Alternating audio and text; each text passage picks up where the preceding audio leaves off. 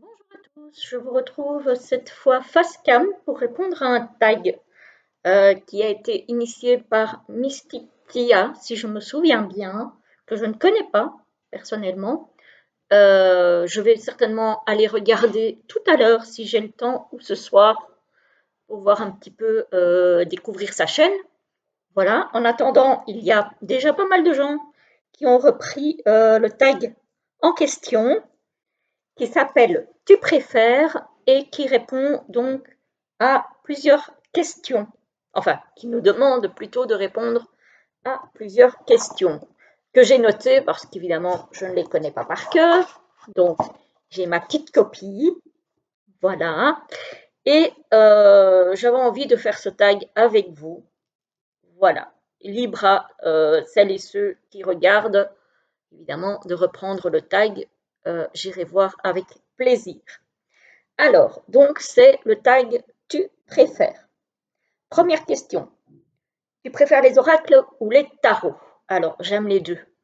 J'ai commencé par les oracles. Pendant des années, je n'ai tiré que des oracles. Mais il y a quelques années, 3-4 ans, pas plus, les tarots m'ont appelé et du coup, j'aime autant l'un que l'autre. Franchement, je n'ai pas de préférence. Alors, tu préfères le tarot de Marseille ou le Rider-Waite-Smith? Alors ça, bon, ceux qui me suivent le savent, euh, je ne tire pas le tarot de Marseille parce que je n'y comprends rien, ou plutôt, pour moi, c'est pas intuitif en fait. Donc, du coup, ça ne me parle pas du tout. Voilà. Et comme je ne suis pas du style à avoir envie d'apprendre, je vais dire par cœur, du coup, ça ne me parle pas. Après, il faut pas dire jamais, on ne sait pas, mais pour le moment, en tout cas, ça ne me parle pas du tout. Donc, je préfère le rider. Voilà. Le petit Lenormand ou le keeper? Alors, pour répondre à cette question, je vais aller chercher un keeper. Voilà. Alors, je suis allée chercher un keeper et un petit Lenormand pour répondre à la question est-ce que je préfère un keeper ou un petit Lenormand? Et je viens de voir que je me suis trompée. J'ai pris deux petits Lenormands. Ah là là, je reviens. Voilà, j'ai les deux. Alors, voici un keeper qui est le keeper fin de siècle de Ciro Marchetti, voilà, avec le petit bouquin. Alors, ce keeper, le keeper en général, pour moi en tout cas, il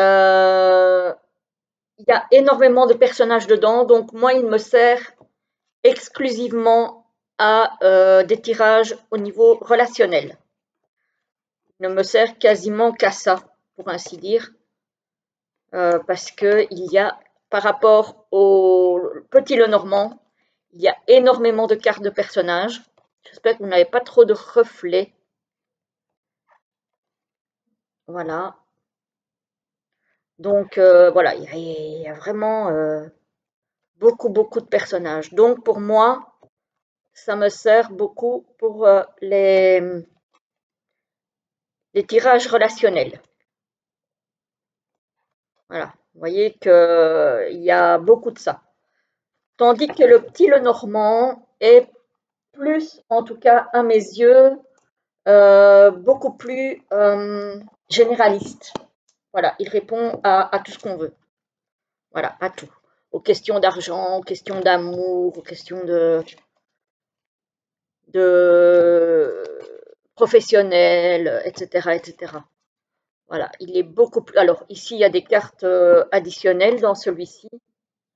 Voilà, il y a une carte homme, il y a même deux cartes hommes dans celui-ci. L'encre, là, contrat. Ça, ce sont des cartes additionnelles. Les oiseaux, le bouquet. Donc voilà, je trouve qu'il est beaucoup plus, la consultante, voilà, je trouve qu'il est beaucoup plus généraliste. Et du coup, moi, il me sert, on va dire, plus souvent. Et donc, du coup, j'ai tendance à préférer le petit Lenormand.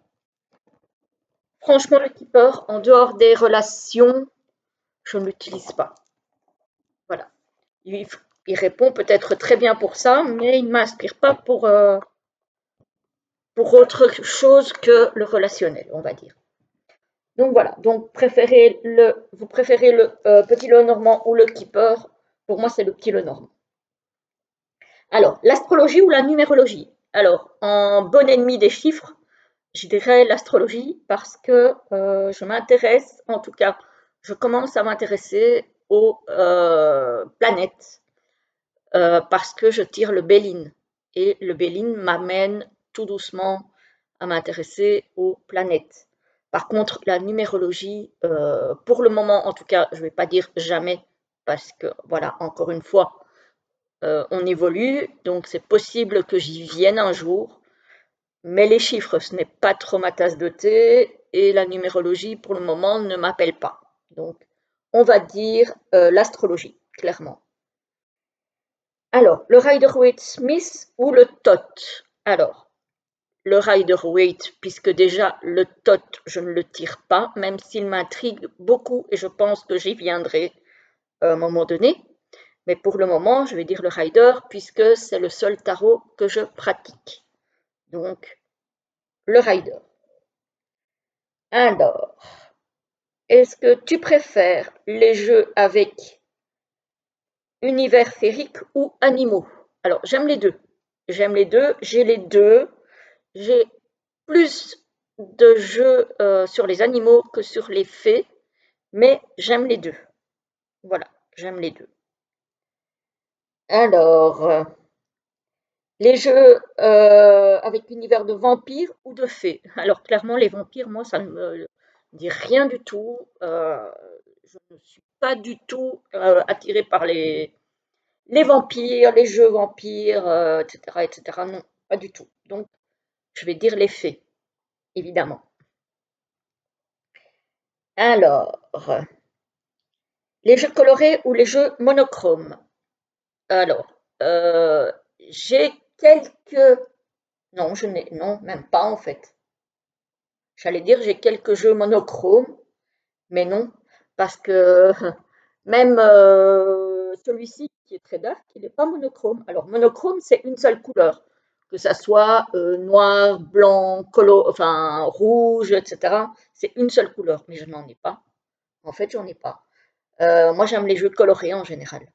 Voilà. Donc, plusieurs couleurs. Euh, Quelle suite préfères-tu dans le Rider-Waite-Smith? Euh, les deniers et les coupes, en général. Voilà. Ça dépendra des tarots, mais en général, j'aime bien tout ce qui est nature. Donc, les deniers sont quand même très reliés à la terre, on va dire, hein, très ancrés. Et les coupes, à mon avis, ça doit être mon ascendant cancer qui fait ça. Dans certains tarots, j'aime bien la suite des bâtons aussi. Ça dépend. Mais ouais, il y a par contre beaucoup moins de tarots dans lesquels j'aime bien la suite d'épée, bizarrement. Donc, donc voilà. Ça, c'est, mais ouais, je dirais mes préférés, c'est quand même les coupes et les deniers. Alors, ça j'ai répondu. Alors, préfères-tu les cartes mots-clés et nombres que le nombre, que le mot-clé ou rien du tout? Euh, alors, ça dépend. J'aime bien que les cartes soient numérotées parce que c'est plus facile à retrouver dans un livret. Si tant est qu'on ait besoin du livret, quand ce sont des jeux divinatoires, c'est rare que j'utilise le livret. Par contre, pour les jeux, par exemple, de développement personnel, là, j'aime bien avoir un livret et j'aime bien les jeux avec des cartes numérotées. Les mots-clés, encore une fois, ça dépend. Si les mots-clés, si les cartes sont intuitives, je n'ai pas besoin de mots-clés. Si par contre, c'est pas trop intuitif, là, un mot-clé est bienvenu. Par exemple, hop, je vais l'attraper sans tout faire tomber. Par exemple, moi, j'ai commencé avec le bon vieil oracle G. Là, je vous montre le tout vieux hein, que j'ai mis à la retraite parce que le nouveau est dans sa boîte. Donc le temps de tout déballer, ça sert à rien. Vous voyez, ici, il n'y a pas de mots-clés, il n'y a pas de... Voilà, il y a un numéro ici, mais il n'y a pas de mots-clés. Après, je trouve que les cartes sont tellement intuitives que ce n'est pas nécessaire. Et j'ai commencé avec celui-ci. Donc, preuve que si les cartes sont suffisamment intuitives, il n'y a pas forcément besoin de mots-clés. Donc voilà, ça va dépendre. Si c'est intuitif, sans mots-clés, ça me va. Si les cartes ne sont pas suffisamment intuitives, un mot-clé et un numéro, c'est très bien. Voilà, voilà. Le G, tout le monde connaît. Moi, je trouve qu'il est hyper intuitif pour quelqu'un qui débute, alors que j'ai déjà entendu que certains le trouvaient très difficile, très compliqué. Moi, perso, j'ai eu une connexion immédiate avec. Donc voilà, ça c'est pour les nombres ou les mots-clés, ou les deux, ou rien. Voilà.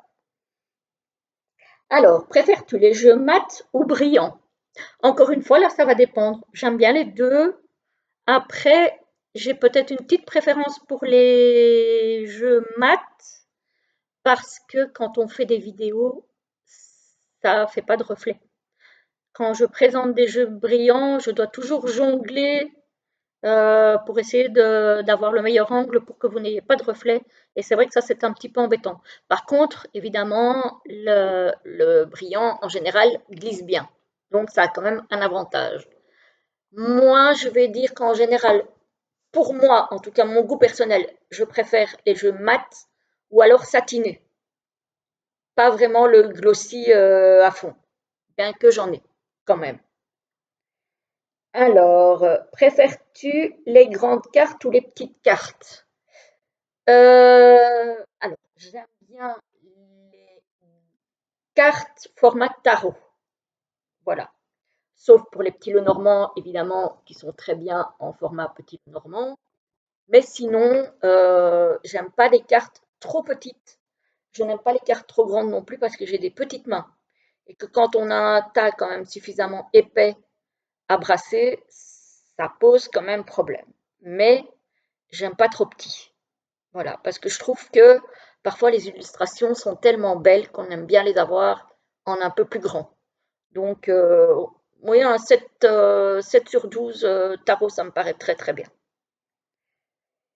Alors, tu préfères le dos de carte uni, simple, juste une couleur ou une illustration reprise sur le dos du jeu?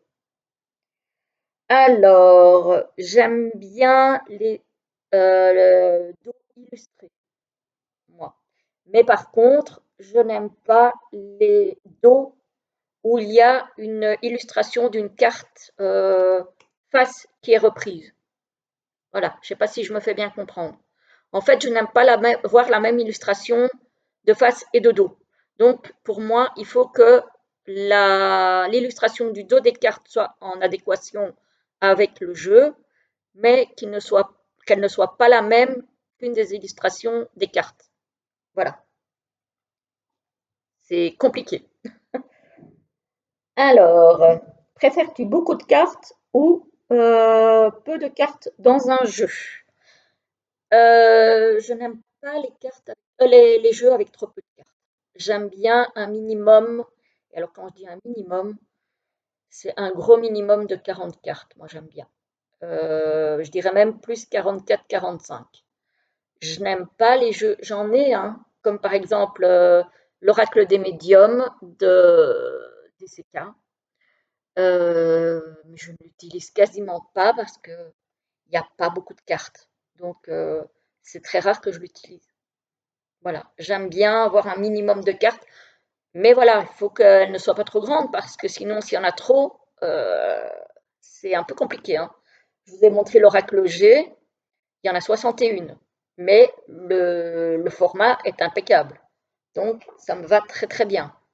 Voilà, donc il peut y avoir beaucoup de cartes si les cartes ne sont pas trop grandes. Moi, je préfère les cartes un peu plus petites, mais qui aient un certain nombre de cartes quand même. Alors, préfères-tu les livrets avec description détaillée ou les livrets succincts? Euh, alors, quand c'est un jeu divinatoire, je n'aime pas les livrets, non. J'aime bien les livrets, mais ça peut être succinct. Par exemple, encore une fois, pour le G ou pour la triade, par exemple, il ne me faut pas un livret ou un livre énorme. Je sais qu'il y a des livres sur la triade et sur le G qui existent. J'en ai un sur le G, j'en ai pas sur la triade, et c'est vrai que je n'utilise pas. Je n'utilise pas parce que voilà, j'ai pas besoin en fait, parce que c'est divinatoire et que c'est suffisamment intuitif pour se débrouiller sans. Maintenant, si c'est un oracle développement personnel, comme par exemple celui-ci que j'adore, voilà, de Stéphanie Gras, là, c'est un oracle de développement personnel. Voilà, donc je vous remontre juste une carte pour vous montrer un petit peu. Voilà, il y a le nom de l'animal et il y a un mot-clé ici. Mais en développement personnel, c'est toujours bien d'avoir un petit texte parce que ça nous donne quand même, par exemple, ici, la carte que je vous ai montrée, c'est le cycle. Mais avec ça, je veux dire, voilà, on peut imaginer tout et n'importe quoi. C'est pas des plus parlants. Donc, c'est toujours bien d'avoir un petit texte dans lequel on peut se retrouver éventuellement. Voilà, ici, on a un texte, on a une devise par rapport à la carte, on a la correspondance par rapport aux runes, et ça, je trouve génial parce que moi, du coup, chaque matin, je tire les deux, hein, je tire une carte de celui-ci et une carte de runes, et les plantes reliées à la carte aussi. Donc voilà. Pour les oracles de développement personnel, je trouve que c'est bien d'avoir un livret, alors pas trop détaillé non plus, il ne faut pas 4 pages pour chaque carte, parce que sinon je trouve que ça nous perd, mais je trouve bien d'avoir un mot d'explication un peu plus détaillé dans le livret que simplement juste un mot-clé qui n'est pas forcément très parlant à la base. Alors, où en suis-je? Là, j'ai répondu. Ok. Alors, préfères-tu un jeu joliment illustré mais pas cohérent ou moche mais livret bien travaillé? Euh,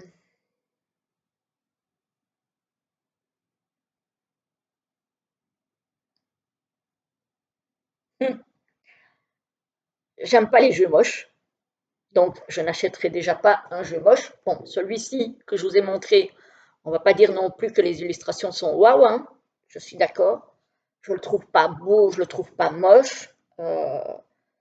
Mais s'il est moche, enfin, si moi je le trouve moche, parce qu'encore une fois, ça c'est subjectif, hein, je ne vais pas le prendre. Clairement, je ne vais pas le prendre. Il faut quand même un minimum, un jeu avec des cartes bien travaillées. Mais par contre, s'il est incohérent, je ne vais pas le prendre non plus. Voilà. Si j'estime que le jeu n'a rien à voir avec ce qu'il veut dire, ce qu'il veut faire passer, je ne vais pas le prendre non plus. Il faut quand même qu'il y ait une certaine concordance entre le fait qu'il soit beau et bien travaillé, et au niveau du livret, si c'est un jeu de développement personnel, comme je l'ai dit tout à l'heure, et que les cartes soient jolies quand même à regarder de toute façon. Voilà. Alors, préfères-tu les jeux en mass market ou auto-édité? Ben, les deux. Les deux parce qu'il y a à prendre et à laisser, en tout cas au niveau des goûts, personnel, il y a des auto-édités que j'adore, il y en a d'autres que je n'aime pas du tout, ça dépend des styles. Et pareil en mass market, il y a des jeux que je n'aime pas et il y a des jeux que je trouve super beaux en mass market. Par exemple, en mass market, il y a le tarot arthurien que moi j'adore, qui est un de mes jeux préférés, si c'est pas celui que je préfère. Donc voilà, il est en mass market, mais il est d'une qualité en tout point de vue, que ce soit la qualité du packaging, que ce soit la qualité des illustrations d'Anatolian, que ce soit la qualité du livret, du livre même, je dirais, de Claire Duval, tout est, à mon sens, impeccable dans ce tarot. Donc, et je l'ai dit d'ailleurs dans ma présentation quand je l'ai présenté sur ma chaîne, pour moi, ce tarot vaut un auto-édité, de loin. Donc, voilà, j'aime les deux, j'ai les deux, je n'aime pas l'un plutôt que l'autre. Alors, préfères-tu utiliser les cartes en droit uniquement ou envers endroit? Alors, ça dépend. Encore une fois, l'oracle G, il y a certaines cartes à double numérotation. Je vais essayer de vous en trouver une, même si je ne suis pas persuadée que vous le voyez. Voilà, par exemple, ici, avec le consultant, enfin l'homme âgé, on a un numéro là et on a un numéro là. Ça va dépendre dans quel sens la carte va tomber, va sortir. Soit vous avez le consultant avec les cheveux clairs, ou l'homme avec les cheveux clairs, soit vous aurez l'homme avec les cheveux foncés. Donc celui-là, je vais le tirer dans n'importe quel sens. Après, il y a des cartes, par exemple celle-ci, qui ne se lisent que dans un seul sens. Qu'elle tombe comme ça ou comme ça, c'est pareil. Voilà. Ici aussi. Donc voilà, ça va dépendre. Celui-ci, je le tire dans les deux sens. Par contre, s'il s'agit d'un tarot, je le tire dans le sens endroit. Par contre, du coup, si je fais un tirage à quelqu'un, voilà, je vais le mettre la carte en position blocage, mais à l'endroit. Si par exemple on travaille sur un blocage, je vais sortir la carte blocage, mais je vais la mettre à l'endroit. Parce que moi, les cartes inversées dans le tarot, j'ai pas, ça va pas. Enfin, moi, en tout cas, je n'y arrive pas. Donc, voilà, je préfère le faire en, comment? Je préfère le faire en droit. Voilà. Par contre, quand je vous fais, par exemple, des guidances le matin en short sur la chaîne, si je la fais au tarot et que je fais un tirage général, si je fais un tirage, par exemple, en 3 cartes tarot, si la carte tombe à l'envers, je la laisse à l'envers. Voilà. C'est plus si je fais un tirage personnel, personnalisé, que je vais la laisser à l'endroit. Je ne sais pas pourquoi, ça me parle comme ça. Alors, préfères-tu les cartes sans illustration avec que de l'écrit ou uniquement avec illustration sans écrit? Alors, les cartes avec rien que de l'écrit, en général, je n'aime pas. Voilà, j'aime bien les dessins, j'aime bien l'art, donc j'aime bien le dessin, j'aime bien les peintures, j'aime bien les illustrations. Donc les cartes avec rien que de l'écrit, je ne vais pas les prendre, sauf s'il s'agit, vous voyez, les petits oracles avec les toutes petites boîtes là à 13,90 € je pense. Ça oui, pour finir par exemple une guidance ou un tirage, je peux. Mais sinon, en général, je ne suis pas trop fan des cartes sans illustration. Je n'aime pas trop. Voilà. Euh, Par contre, des cartes, bah, encore une fois, hein, comme l'oracle G, illustration sans rien d'écrit, ça me va très bien. Alors, avant un tirage, préfères-tu allumer une bougie ou faire une petite méditation? Ben, en général, je ne fais ni l'un ni l'autre. Voilà. Je m'ancre, mais je ne fais pas de méditation et je n'allume pas spécialement une bougie. Alors, sauf si je demande un message à mes guides, je vais allumer une bougie violette. Ou si je demande un message défunt, je vais allumer une bougie blanche. Mais sinon, pour un tirage, je vais dire normal, que ce soit pour moi ou pour quelqu'un, je ne vais pas faire quelque chose de particulier. Alors, tu préfères faire des consultations à distance, visiotelle ou face à face? Je ne suis pas professionnelle, donc les tirages que je fais, c'est comme ça pour faire plaisir. Du coup, je les fais en général à distance, puisque je ne reçois pas chez moi, vu que je ne suis pas professionnelle. Donc, je dirais à distance. En tout cas, pour le moment. Voilà. Par contre, je peux les faire en visio, que ce soit Skype, Messenger, voilà.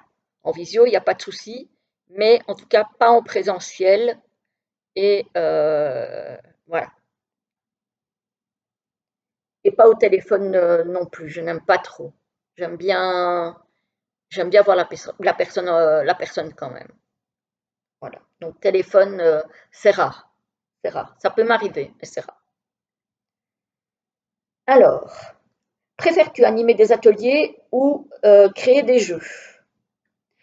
Alors, je ne fais ni l'un ni l'autre.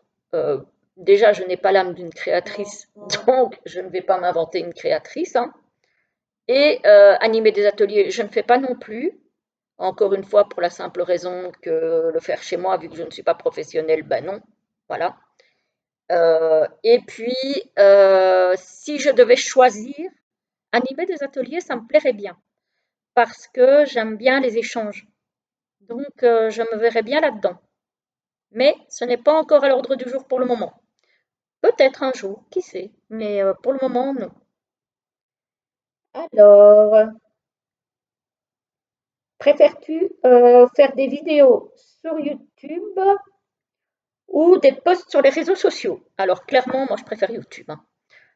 D'une part, parce que lors des lives, on peut échanger avec vous. Donc, ça, je trouve génial.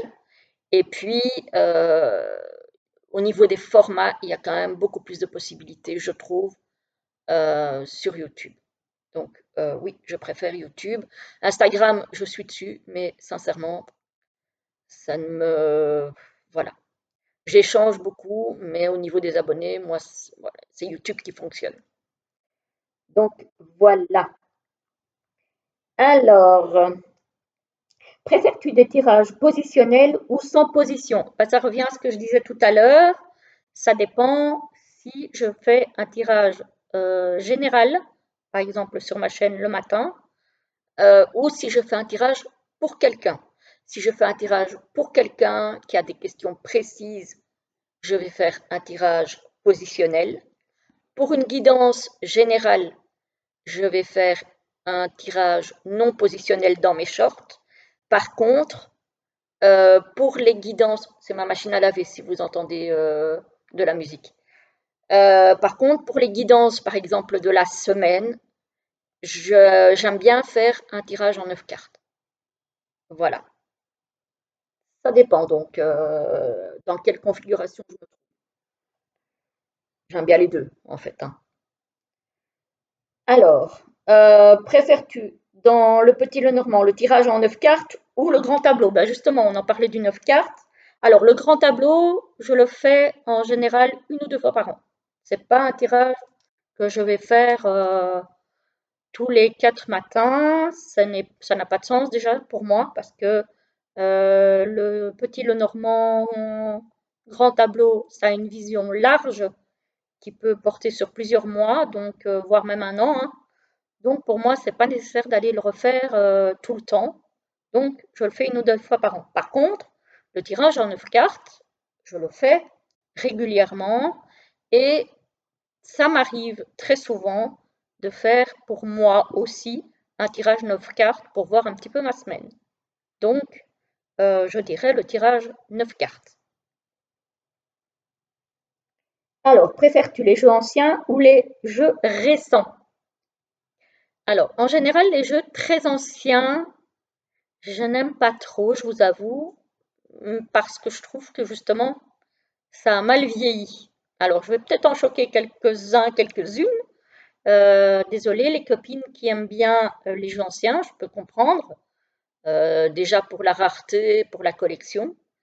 Mais moi, je suis quelqu'un qui aime bien d'utiliser ces jeux et je sais que les jeux très anciens, en général, je les utilise pas. Par contre, ce que j'aime bien, c'est comme celui-ci, qui est le Old Style normand, parce que j'ai le tarot aussi, mais je n'arrive plus à remettre la main dessus. Donc, je sais pas ce que j'en ai fait. J'aime bien ces jeux style ancien, mais qui ont été recolorisés au goût du jour. Vous voyez? Voilà. Ça, j'aime bien. Oups, ça, j'aime bien. Voilà. Ça va me plaire. Voilà. Mais les jeux vraiment anciens, d'époque, moi, j'accroche pas. Voilà. Et je n'en ai pas d'ailleurs, parce que quand je les vois passer, parce que j'en vois passer sur YouTube, hein, mais non, ça. Alors celui-ci, il a un style ancien, hein, parce que c'est bien un old style normand. Il a un style ancien, mais au niveau des couleurs et de l'ambiance, il a été modernisé. Et ça me plaît. Ça, j'aime bien. Voilà. Voilà, c'est un goût personnel, donc il n'y a pas, y a pas de souci. De toute façon, il y en a pour tous les goûts, hein. Dans les sphères des oracles et des tarots, il y a de tout pour tout le monde. Donc, voilà, on peut tous s'y retrouver. Alors,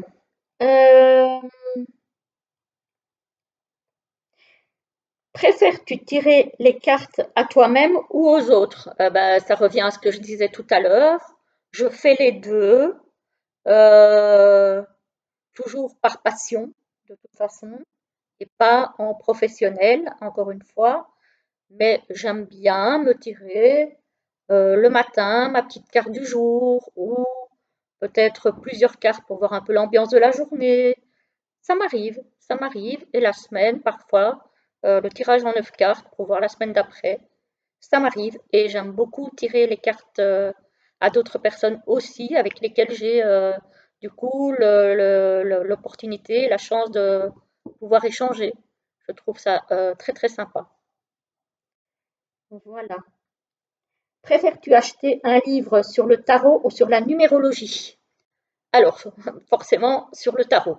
Même si j'ai des livres sur le tarot et que je ne les utilise pas beaucoup, parce que moi j'ai surtout appris à tirer le tarot avec des vidéos, parce que je suis plus auditive que visuelle au niveau de la mémoire. Et donc, je vais plus vite retenir ce que j'entends que ce que je vois. Donc, j'ai appris à tirer le tarot avec YouTube, en fait. Voilà, tout simplement. Même si j'ai des incontournables sur le tarot, comme le livre d'Emmanuel Iger, forcément. J'en ai un de Margot Robert Winterhalter aussi. J'ai le tarot La Base d'Audrey Septy. Je pense que c'est tout. Je réfléchis, mais je pense que c'est tout. J'en avais acheté un sur le Marseille aussi parce qu'à un moment donné, je me suis dit, bon, allez, je vais quand même essayer de tirer le Marseille. Je m'étais acheté le tarot classique Marseille, mais j'ai jamais pu m'y mettre. J'ai lu 2 pages et j'ai laissé tomber. Ça me parlait pas du tout. Je vais peut-être le reprendre parce que j'ai ce qu'il faut pour, mais là pour le moment, non, non. Donc, je dirais le tarot pour les livres, puisque, comme je vous ai dit dans une autre question, la numérologie, pour le moment, ne m'appelle pas. Et je suis un peu brouillée avec les chiffres, donc je ne sais pas si ça me parlera un jour. On verra bien. Faut jamais dire jamais. On verra. Et nous voilà arrivés à la dernière question, les amis. Donc j'espère que ce petit tag vous aura plu. En tout cas, moi, j'ai pris plaisir à partager ça avec vous. Je vous souhaite une très belle journée et je vous dis à très vite pour la prochaine vidéo. À bientôt!